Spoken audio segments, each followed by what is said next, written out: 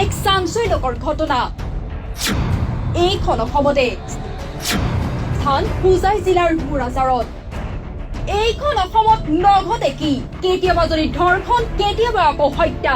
তেনে ঘটনা সংঘটিত হৈছে হোজাই জিলাৰ মুৰাজাৰৰ থানা অন্তৰ্গত কৈৰণী গাঁৱত। সাদ্দাম হুছেইনৰ পত্নী চাহিমা ইছলাম মৃত মহিলাগৰাকী বৰপেটাৰ যুৱতী আছিল। বয়স 16 বছৰ, কিন্তু ৰহস্যজনকভাৱে মহিলাগৰাকীৰ মৃত্যু হয়। কিন্তু স্বামী কিহৰ লোকে আৰক্ষীক খবৰ নিদিয়াকৈ জানাজা সম্পন্ন কৰি কবৰস্থ কৰিছিল। ইয়াৰ পিছতে মহিলাগৰাকীৰ লোকে স্বামীৰ গৃহৰ লোকে হত্যা কৰা বুলি অভিযোগ কৰে। মহিলাগৰাকীৰ পৰিয়ালৰ অভিযোগৰ ভিত্তিত মুৰাজাৰ আৰক্ষীয়ে তদন্ত আৰম্ভ কৰে।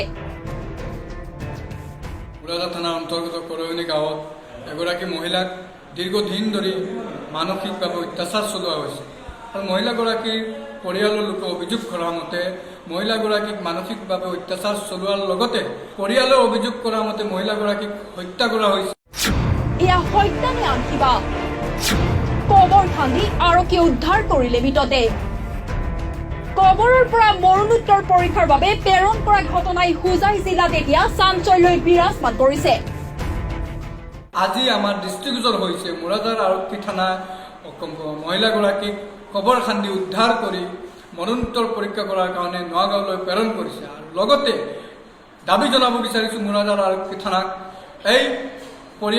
এই মহিলাগৰাকীক সম্পূৰ্ণভাৱে আইনীভাৱে ন্যায় দিবলৈ আৰু দোষীক গ্ৰেপ্তাৰ কৰি আইনীভাৱে বিহিত ব্যৱস্থা গ্ৰহণ কৰি শাস্তি দিবলৈ আমি দাবী জনাইছোঁ। উল্লেখনীয় কথা এই যে মৃতদেহত স্পষ্টকৈ কেইবাটাও ঠাইত আঘাতৰ চিন। আৰক্ষীৰ সম্পূৰ্ণ তদন্তৰ পিছতহে পোহৰলৈ আহিব এয়া হত্যা নে আন কিবা। ডবকাৰ পৰা এজাজুল হকৰ সহযোগত ৰাফ্টাৰ 7 নিউজ।